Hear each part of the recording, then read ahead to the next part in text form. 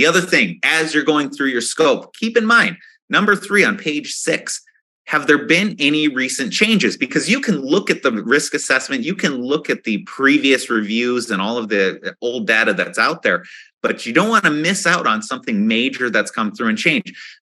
Take a look at their business strategies. Has there been a change in strategy? Are they aggressively growing into a new market, or are they starting off a new product or service that's out there that might not have been reviewed in the past? So you'll have to spend more time on that new product or service to make sure that the processes are working as intended. Are they moving into new geographic locations that might have additional risks?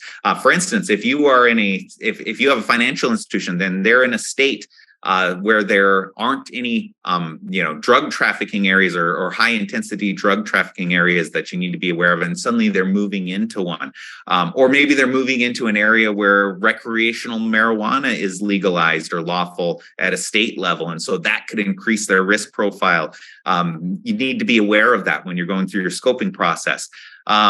Looking at their products and services, is there anything new going on? Any customer types that they are starting to develop, or areas that they're getting into? All of this is great information, and you can ask these specific questions to the management team and say, okay, is there anything that I should be aware of if in the scoping process, so that you can make sure that you are pulling a sample that can really give you a good idea of the of the risk that they're getting into, but then also to make sure that their system is working the way that they intended.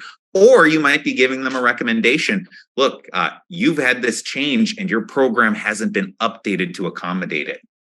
So keep in mind, changes are a big part of your kind of initial assessment and scoping. Then you're going to develop your plan.